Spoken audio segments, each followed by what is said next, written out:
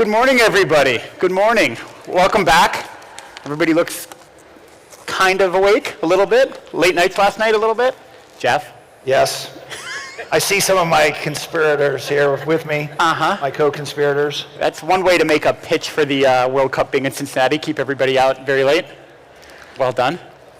Well done. People had a good time on behalf of Cincy World Cup. I love it. I love it. Well, good morning, everybody. Really, really happy to have everybody here. We've got an excellent conversation with three great panelists representing three really great markets and three really great buildings in our league.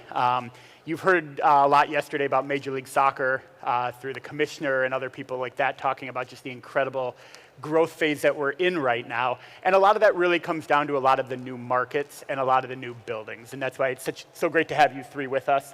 My name's Ben Grossman. I'm from Minnesota United and Angel City of NWSL. I want to give them a plug. But I'm here to talk with everybody about these three great markets. Jeff from Cincinnati, Andy from Austin, and Ian from Nashville have all opened up or are opening brand new buildings in the last couple years, and they're really something special. And before we talk about them, as we talk about them, I wanted to make sure everybody got a little peek if you haven't seen them, because they are really special. Larry, could we start by rolling the Cincinnati video, please? Let's take a look at their brand new, beautiful building.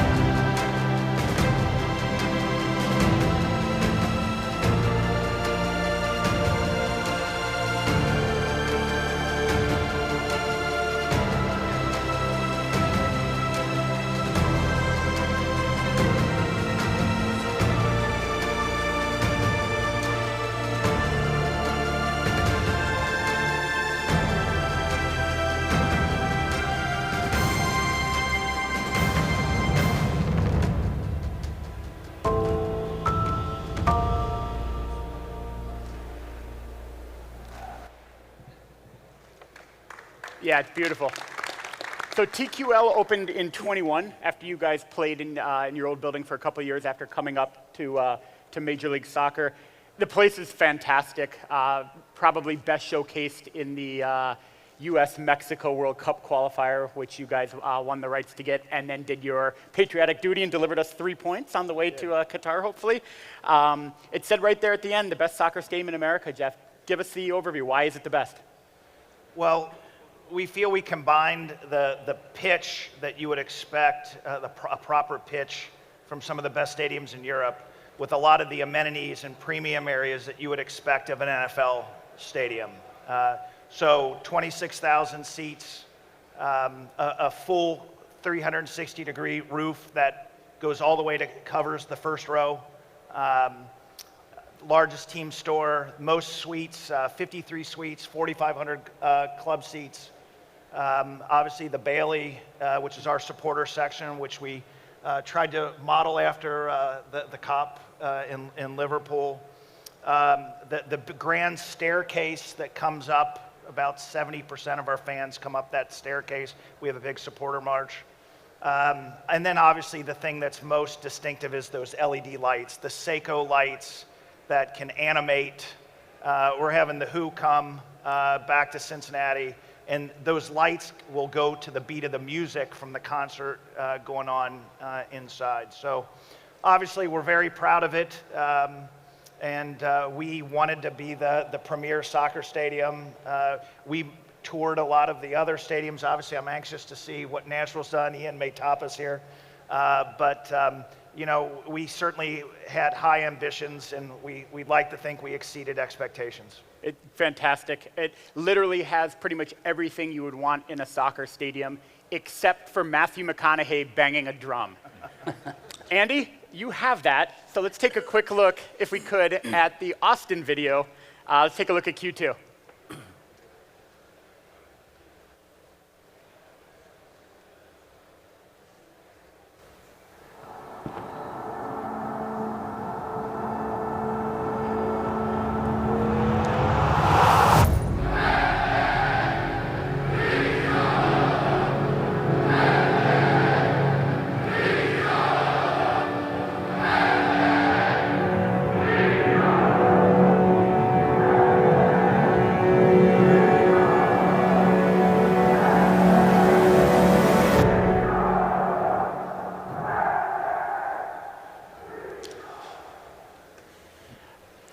No McConaughey.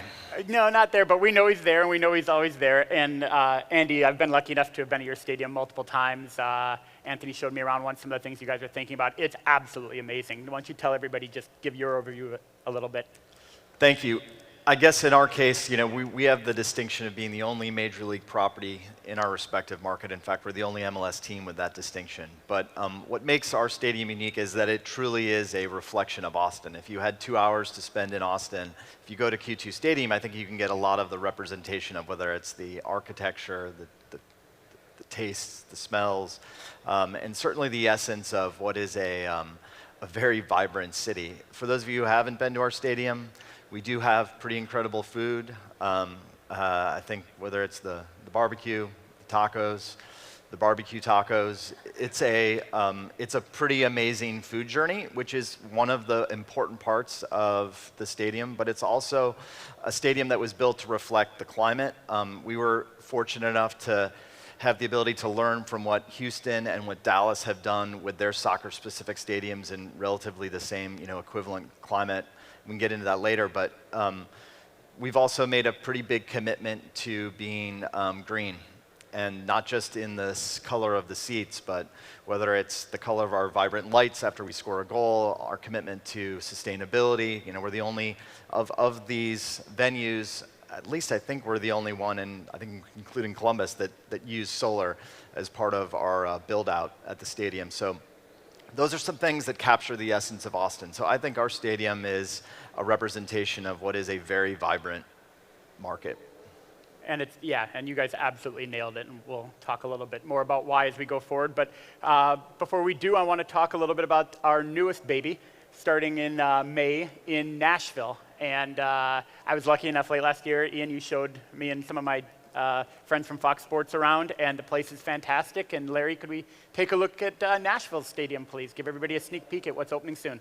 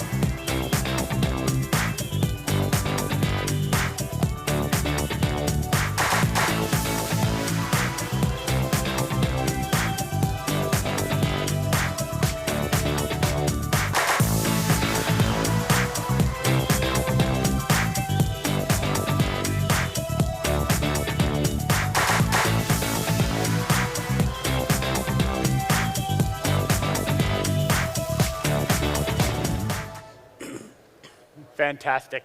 Ian, we're 6 weeks away, can't wait.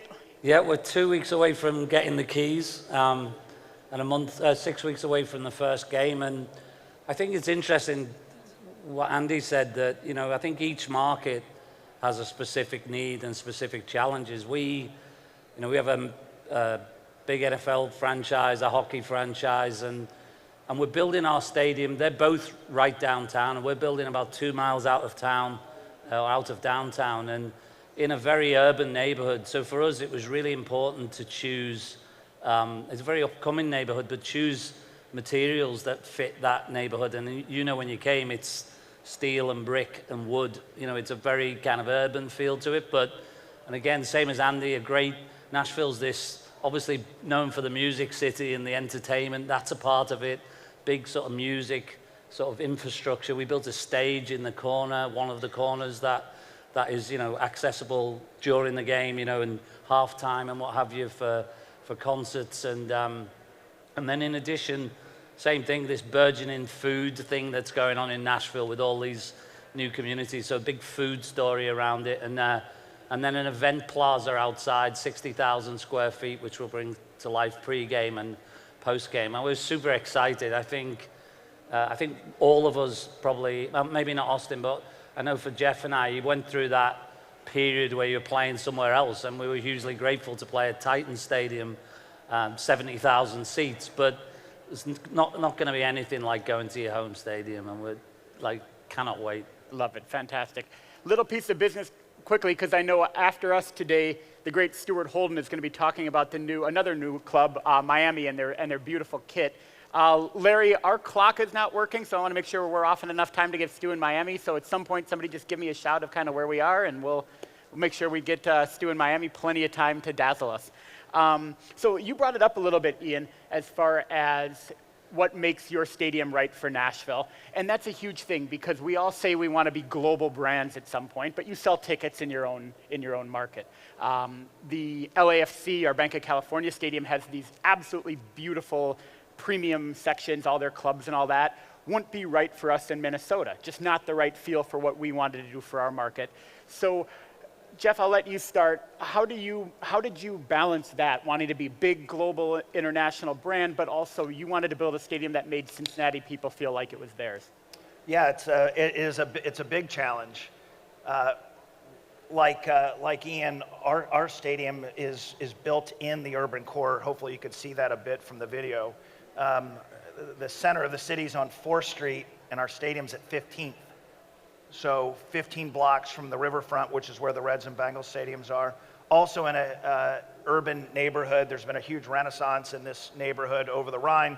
Across the street is a historic black neighborhood that's seen enormous disinvestment and decline, and we were bringing our stadium into that neighborhood. So how to give it that authentic urban feel that fits the neighborhood.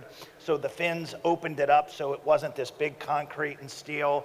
You could see through it, so you could literally be someone in the neighborhood, you can see the grass. You can walk up and see the grass.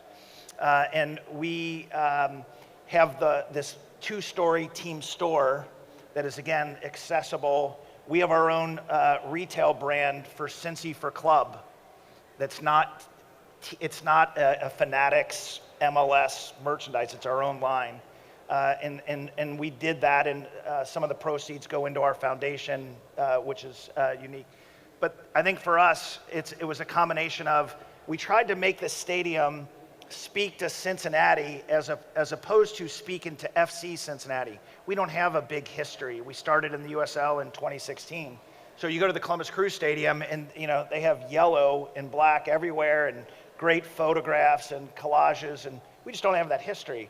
So we have a club. We have 4 different club lounges. One of them is a beer hall that celebrates Cincinnati's beer history. You may not know, Sam Adams comes from Cincinnati. We brew more Sam Adams in Cincinnati than in Boston. So Cincinnati has this very rich beer history. So that's throughout. We have a mix of Cincinnati foods, not as great as the barbecue maybe, Andy. But so you sort of combine that to give it also that local authentic feel. But then the last thing, and I think this is unique to soccer in a way that I had to learn coming from the NFL, is your supporters create their own culture, and your supporters are what make it authentic to Cincinnati. So we did try to involve the supporters in the design process. And so whether it was in the design of the Bailey or the supporter bar or the food or other choices, we tried to get them involved to help own what has become TQL Stadium. It's great. It's a huge point. I want to come back and talk about working with supporters, whether you're building a new stadium, rebranding, doing whatever. It's a huge part is bringing people into that. But before we do, Andy, I want to talk about your building a little bit as far as being very Austin. The one thing of many that stuck out for me when I was there the first time was your premium section, that field club you have, which was, I just thought you guys really threaded the needle. You really nailed it. It wasn't too posh, but it was really nice. It felt very, very Austin. It felt like I was going into like just a cool club in Austin. Tell me about like what went into that and how you researched that, and you guys really nailed it. Thank you. For us, we have 3 different premium club spaces, and they all have a different ambiance. But there's a lot of, and we're not the only market, but there's a lot of flip-flop millionaires or flip-flop billionaires. And so you've got to manage both the price point and the amenity package, but also make it comfortable. It's not, it's not a club where you would find people wearing suits or ties, for that matter. It's just a very relaxed marketplace. And so I guess in our case, we built our premium space number 1 is, let's call it our entry-level space. It's a reflection of the indoor-outdoor lifestyle of Austin. It's a relatively unprecedented club in that it is indoor-outdoor. I think I know of maybe one other. Jacksonville tried to create it with their NFL venue, but literally in the outdoor portion, there's decomposed granite as the flooring, so there is no flooring. It's DCG, which I don't think you see that in sports venues to use dirt as your floor. Ops guys don't love it, but that is a very Austin ingredient. We then have a very large, spacious, what is this beautiful, comfortable, relaxed,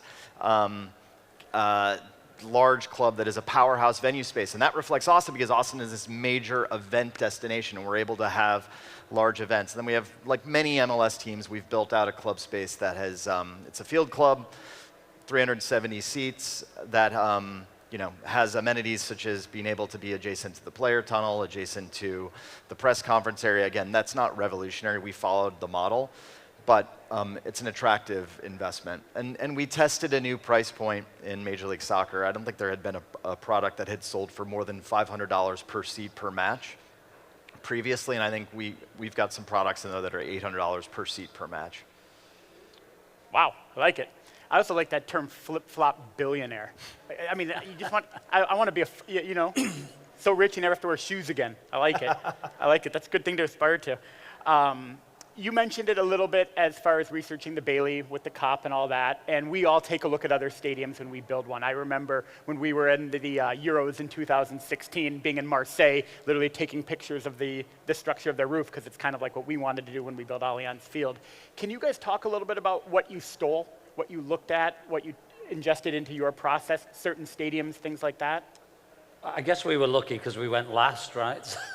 So these guys, we were kind enough to get around a lot of the newer MLS stadiums. And I think it's important, when you go, whether you either worked around the world, in my case, or you go around the country or around the world, I think you really take in individual parts from other stadiums. And we came out to Austin, I don't know, 3 months ago, something like that.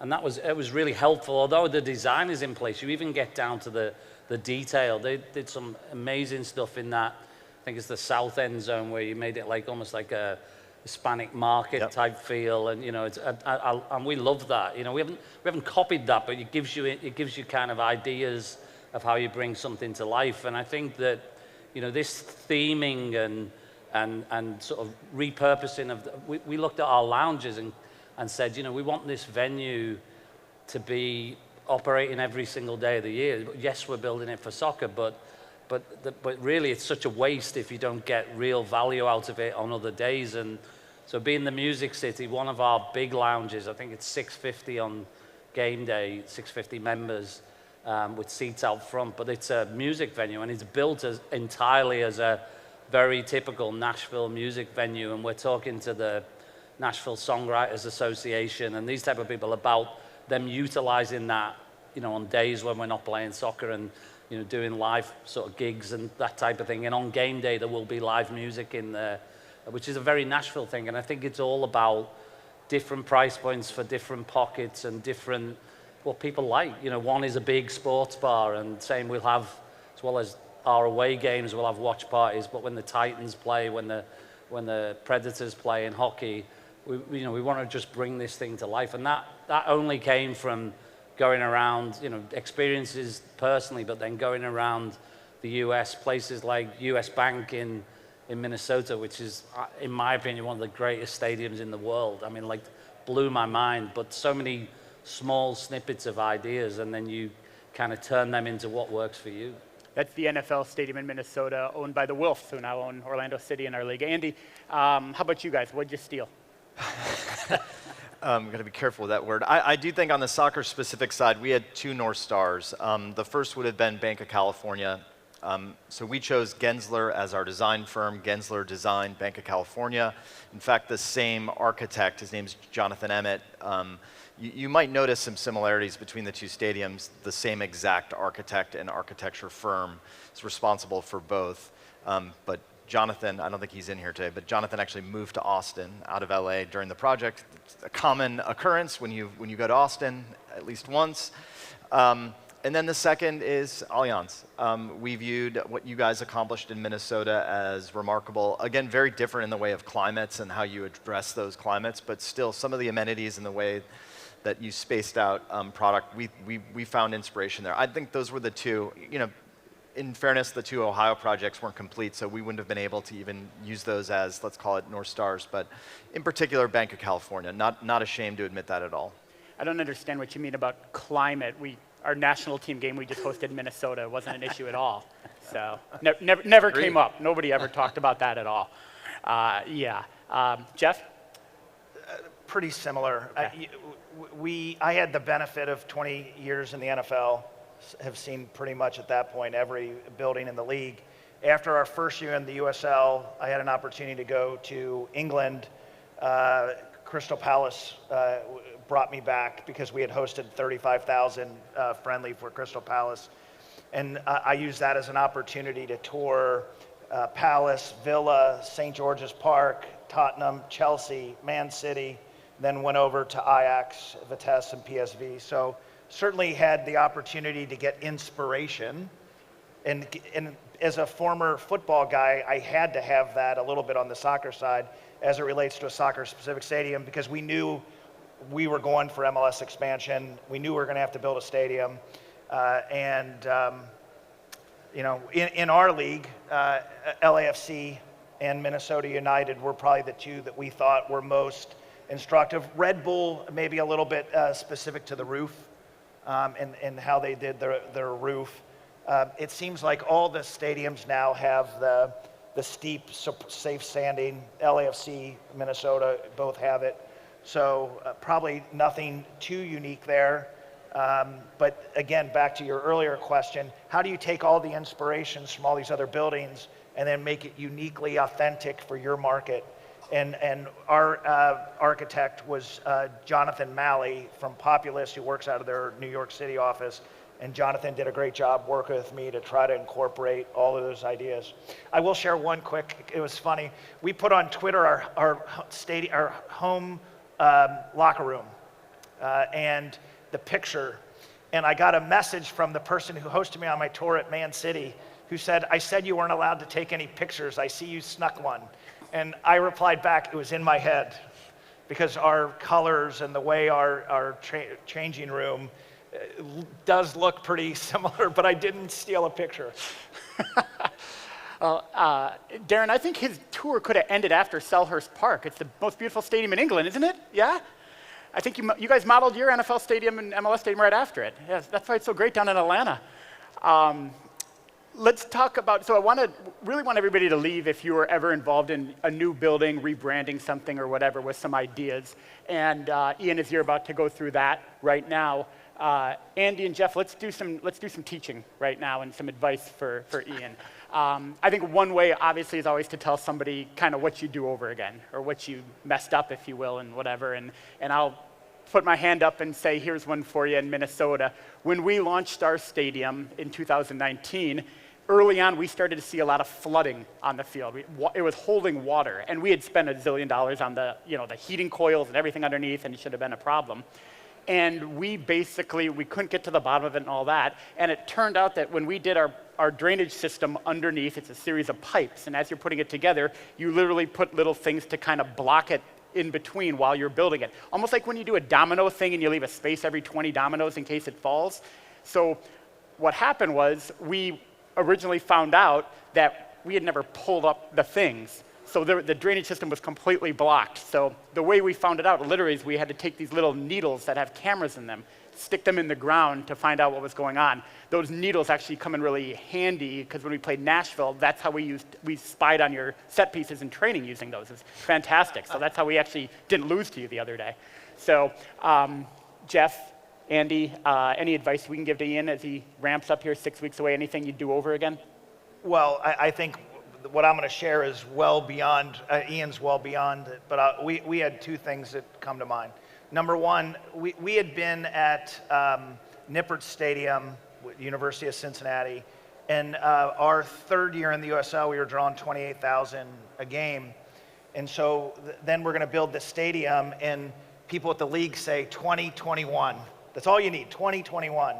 And I'm like, how do we go from 28, and I know our prices are going to go up, but how do we go from 28 to 21? Like, then you're really increasing prices which don't fit our values.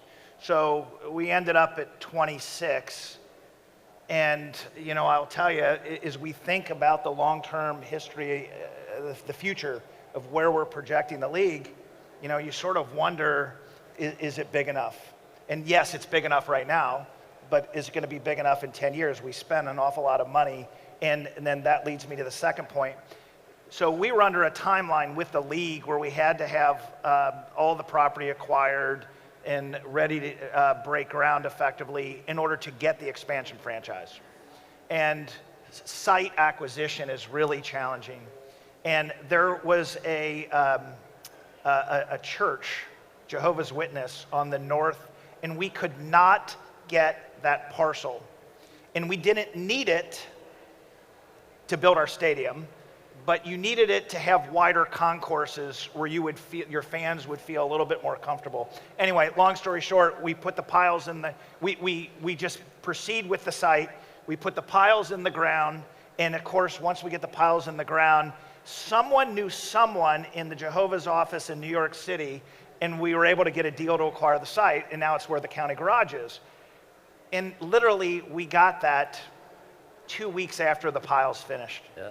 And you'd love to have a little bit more room, because at USA Mexico, the concourses you felt were pretty tight. So the lesson is, obviously, the best you can do to get the land ahead of, and as challenging as it is, get your land on the front end, because once those piles get in the ground, you're stuck. Great. Andy, what are we teaching Ian? He knows one of them. We've had this conversation a couple of times, but we got, as he mentioned, he gets his keys in a few weeks. We got our keys on, let's call it certificate of completion on, let's call it April 1st of last year. We didn't have our first event until June 16th. So that 2.5 month period was critical for us to do some final checks and testing and staffing up. And ultimately, I don't know how we would have done it without that extra cushion. And so I don't think he quite has the luxury of that time, but we've talked about this, and that's something that, you know, I would definitely recommend, is to try to widen the gap between when you actually have your certificate of completion and when you have your first event. I guess, you know, this is really in the weeds, but since this is a group that doesn't mind being in the weeds, I wish we had built our auxiliary locker room. So that's locker rooms 3 and 4. I wish we had built them a little bit larger. And I wish we had created more of a dedicated club space for some of our suites. But beyond that, I don't have a lot of regrets, and I'm not just saying that because I'm in a public forum. I think we've done a pretty good job of trying to address the needs. You mentioned size, and it's a huge factor when planning out a stadium. Ours is a little under 20,000. We can expand it to about 24 and change without blowing the thing up. We haven't done that yet. It's something we'll talk about down the road.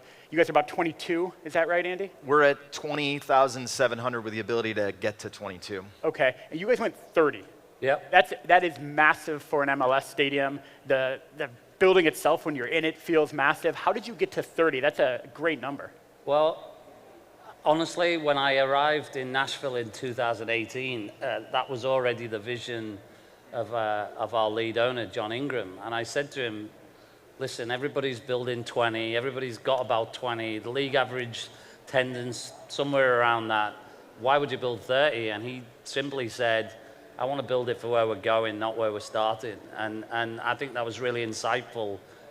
It is the biggest right now, or will be when we open, the biggest soccer-specific stadium in the country. But I think it's, I think if you look at every metric in MLS, you know, and Jeff said it, is that everything's rising, everything's going up. You know, where will we be in, where was MLS 10 years ago? Where will it be 10 years from now? And, you know, I think it's the right size for us going in.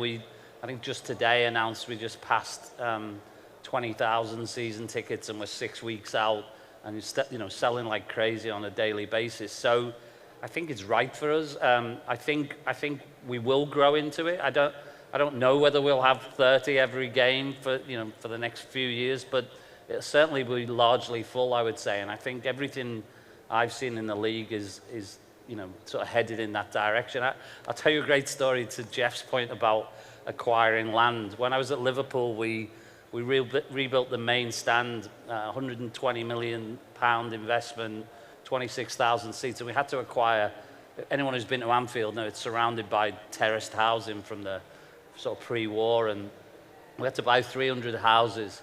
So we bought all these houses. It took a while. There was a few holdouts. And I got a phone call one day, and it was our head of operations, and he said, good news and bad news. So what's the good news? He said, we've started demolition on the houses. I said, fantastic. He said, the bad news is we demolished 2 that we didn't buy. The good news was that they were empty, right? Wow, that's one we haven't done. Yeah. The number thing is fascinating as far as size. We heard our commissioner with Alexi Lawless yesterday saying St. Louis is coming in at about 22. He thought that wasn't big enough. I know Darren Eales from Atlanta's back there. Well, we do 50,000 a game. What are you guys doing with these little stadiums? But it's a fascinating thing to really think about. But speaking of fans, and you mentioned it before, working with your supporters. Our supporters I would say they're almost kind of like our kids. You wake up in the morning thinking about them, but they don't want to listen to a thing you have to say. They want to do everything by themselves, develop it themselves, make it happen organically. And our job is almost to just set up the means by which to amplify that and help them. So when you guys were putting together your stadium, and you mentioned it, what were some of the things specifically? So if I'm going to build a stadium, or I'm going to rebrand, or I want to get my supporters more engaged in a project that maybe they aren't as engaged in right now, what were some ways that you brought them into the process and actually talked about it, and what were the results of that, so I can know how to work with supporters going forward? I'll jump in first. So I don't think we're unique in this respect, especially amongst the newer builds. But we were also just building out our fan base. We were also building out our fan base during COVID. So I think in our instance, we had to do things a little bit differently. Again, relatively unprecedented to build out a new stadium and a new team during COVID. So I think our methodologies probably were different. But we did try to collect ideas on whether it was food and beverage suggestions or ritual suggestions. In particular, I mean, I think this is what you were alluding to, that they are an independent group. They have to independently operate, and they want to create their own rituals. But we also had to sort of try to share with them certain guidelines. I'll pull this to a close here quickly. One thing, when you marry ritual with soccer, with operations, one thing that I know some stadiums have forgotten to do, and I don't know where you guys land on this, was building the right pulley and lever system for TIFO, like legitimately building the right rigging equipment to allow for that process to be quick, and also to allow for a large TIFO product. So that was one thing that I think we ultimately nailed and got right, but I don't know. Did you guys build that out right away? Yeah, we built that. I think the biggest distinction I found moving here from Premier League was supporters is one section, fans is kind of everyone else, right? And for the supporters section, I felt they were like, we sat with our supporters a long time back and have continued that dialogue. 3 things: pulley system for the big TIFO flag, beer, safe standing. That was kind of it. But for the rest of the stadium, it was a dialogue with different parts of that audience about what should we offer in the family section. So we've got things like, we've got family pricing, $12 for kids. So, bring a family of 4 for $100. Putting different types of food options around that area. Got some things where you can get your photo taken and you look like you're in the team photo. Those types of things that came from families. And then everything in between that, just finding things that really work for people. The ease of getting drinks, which is obvious, but not just the concession outlets, but fast serve and grab and go and all those types of things. And I don't think it was anything more complex than that. And as I said earlier, the outdoor event plaza for us is also a big, when we came to Andy's, the outdoor club, indoor outdoor that you have, kind of that idea, but truly outside the stadium. But we designed the bathroom, so we have a big screen on the outside of the stadium at the north end where the plaza is, and we designed the bathrooms so that the doors are reversible. So before we open the gates, you can be in the plaza, come in and use the bathrooms, go back out on the plaza, you can't get into the stadium. And then when the stadium opens, we close the outside and open the inside. So just, common sense things, really. I'd say the same. And by the way, that pulley system is about 150 grand. So that was a tough one, but we put it in there. Also, the storage. So think of for the capos and the drums and whatnot, they wanted to make sure they had an area for storage of all of their equipment. So we gave them a room, and then they have access to it when they're setting up for the day before the match. So that was important to them. I agree with you, beer. they were involved in the branding of our Heineken bar. Yep. Like, so Heineken's like working with us, and then we're working with the supporters, and we're going back, our supporters don't like that. And they're like, what? Come on. But no, we're going to have these folks involved. So, and then also the team store is next to this 2-story team store is next to the Bailey, and so we also involve them. We have a supporters council, so the leaders of all the different supporter groups come in and meet with us quarterly, and so and we literally had the architect in meeting, this is pre-COVID, where he's presenting and they're giving feedback on things not just in the supporter area, but throughout the building, restrooms, concessions, it's cashless. So they certainly felt that they were involved in the process. We felt that the Bailey, the people in the Bailey really created our club, because no one would have expected Cincinnati to be in Major League Soccer. But Carl Linder and I went to all the soccer bars and bought beer and said, we're starting this club and we invite you to be the supporter section. And they're all watching Liverpool and Man United and Dortmund and Bayern and Cincinnati. And we're like, to see what you're watching, we invite you to create that here. And that is literally because then they created it, and then that became the siren call for people to come to our matches, because the supporter section for us, the Bailey, is very unique. Like, you don't go to a Xavier or UC basketball game or Reds or Bengals and have that.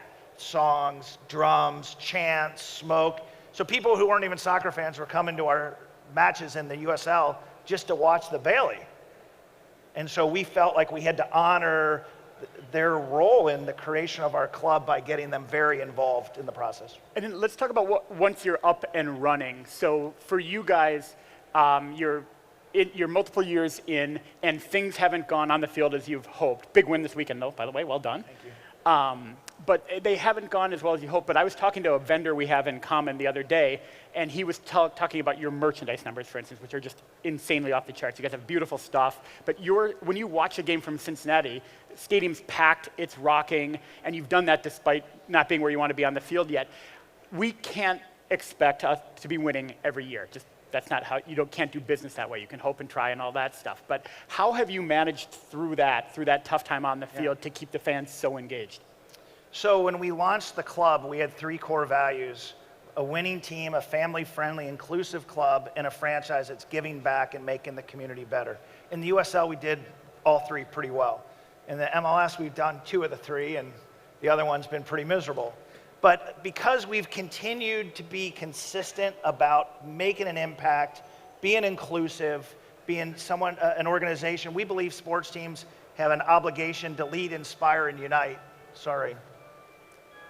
And we've tried to do that. And look, I think everyone understands, and I own this, we wish we had had 2 years to plan from expansion to playing, or 3 years, or 4 years, and we had 8 months. Yep. And we acknowledge we screwed it up miserably. We had the wrong folks ultimately running the soccer side, and we've paid a heavy price. We've rebooted with MLS people who know what it takes to win in this league, and we're quite confident that we'll get there. But I will share, in our first year, I was in a stadium, in MLS at a game. We were losing, of course. And the owner came to see me, and he had seen our designs at one of the Board of Governors meetings. And he said, Jeff, hang in there, you're gonna be all right. And I said, it doesn't feel that way. And he says, let me tell you something. You have what's coming on to be the best stadium in the league. He says, you have a great fan base. You're doing great work in the community. At a certain point, you'll figure the soccer thing out, okay? He says, on the other hand, we have a pretty good soccer team and no one in our market gives a damn. I'd rather be you.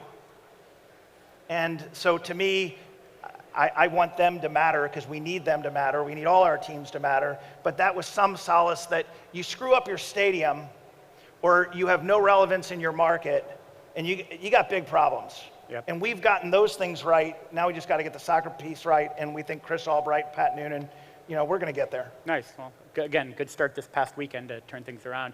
Andy, I saw you guys from year 1 to year 2 had like a 96% retention rate for season ticket holders, which is a wonderful number.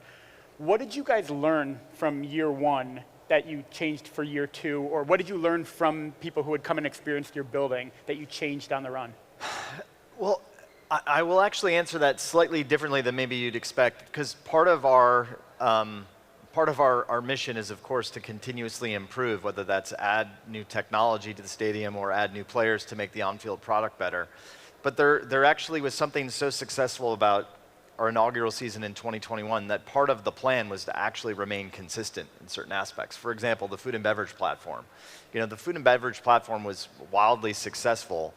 There wouldn't have been a significant reason to you know, shake it, break it, and totally remake it. And so consistency for us was part of our off-season planning. But you know, as we think about customer experience, you mentioned technology.